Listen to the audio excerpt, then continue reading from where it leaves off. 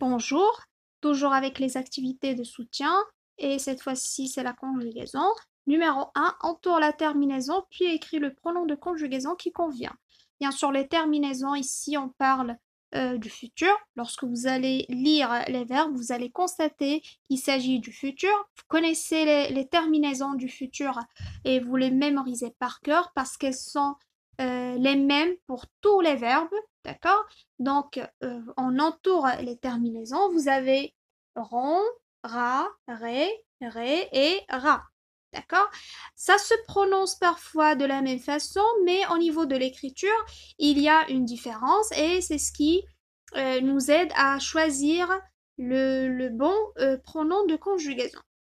Alors, pour RONT, c'est une terminaison commandée par la troisième personne du pluriel il et elle.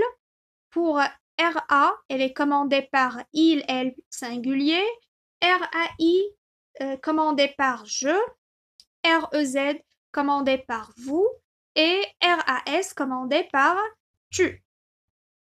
Bien sûr, ce n'est pas demandé dans la consigne, mais on va tout de même le faire. On va dire l'infinitif de chaque forme conjuguée. Alors, il ou bien elles iront, c'est le verbe aller. Il ou bien elle aura, c'est le verbe avoir. Je serai, c'est le verbe être. Vous pourrez, c'est le verbe avoir. Tu voudras, c'est le verbe vouloir. Numéro 2, conjugue les verbes entre parenthèses au futur. Le verbe faire beau demain matin. Alors le verbe faire, c'est un verbe qui est irrégulier.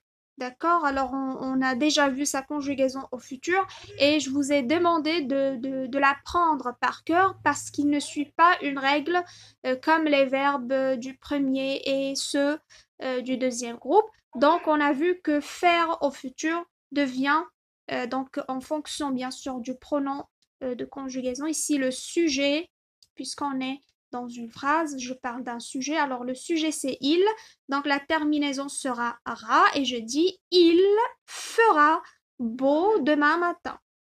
D'accord?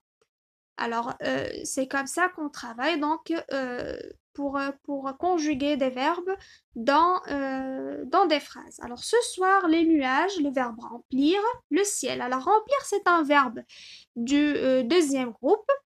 Donc, il suit la règle de la conjugaison du futur, c'est le fait de supprimer le R pardon, et d'ajouter la terminaison. Donc, ce que je dois faire maintenant, puisque je suis dans une phrase et puisque le sujet n'est pas sous forme d'un pronom de conjugaison, je dois reprendre les nuages par un pronom de conjugaison euh, qui est bien sûr il pluriel, puisque les nuages est un nom masculin pluriel. Donc, on dit ils rempliront.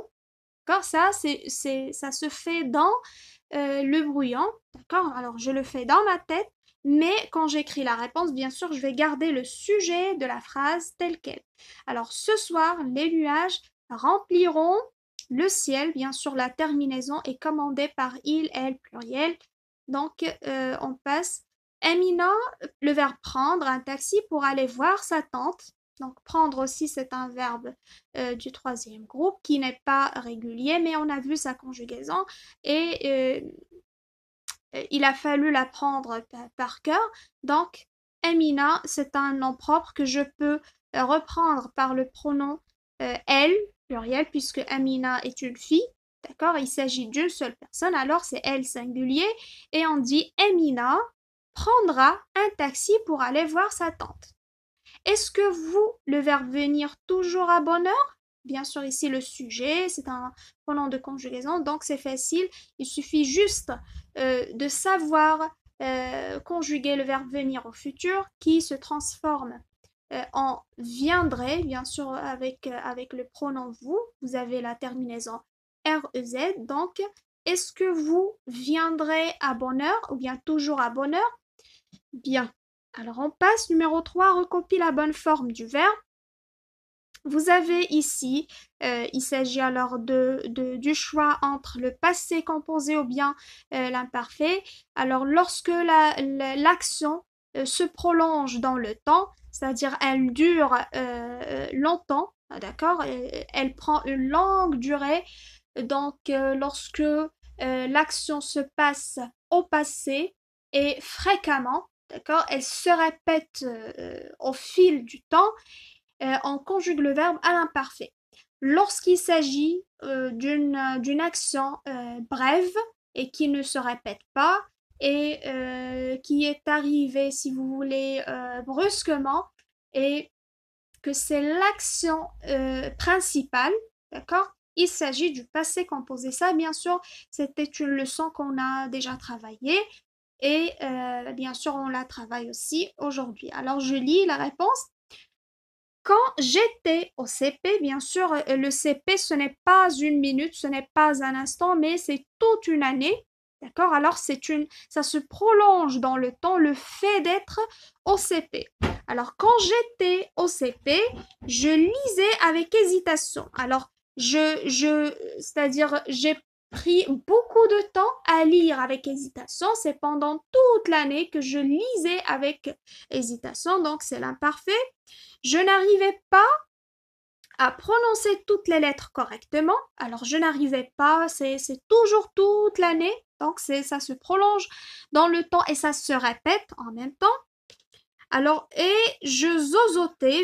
Zozoter, c'est le fait de ne pas bien prononcer par exemple, la lettre, c'est pas par exemple, mais c'est ça la définition. Alors, zozoter, c'est prononcer ze au lieu de je. Au lieu de dire je m'appelle, je dis ze m'appelle, d'accord? Alors, il y a des enfants qui zozotent, d'accord? Alors, c'est le verbe zozoter. Alors, je zozotais, c'est quelque chose qui se répétait pendant le CP, par exemple. Alors, c'est toute l'année. Un jour, alors quand je dis un jour, ce n'est plus des circonstances, mais c'est l'action principale. Alors un jour, je ne peux pas dire j'arrêtais, mais je vais dire j'ai arrêté. Hein? J'ai arrêté, c'est une action qui s'est passée une seule fois et qui ne s'est pas prolongée dans le temps. Alors j'ai arrêté ma lecture car toute la classe a commencé à rire et à se moquer de moi. Bien sûr, c'est la même chose ici. C'est une action qui ne s'est pas répétée, qui ne s'est pas prolongée dans le temps, donc c'est le passé composé. Mais maintenant, je lis couramment et ma maîtresse est fière de moi.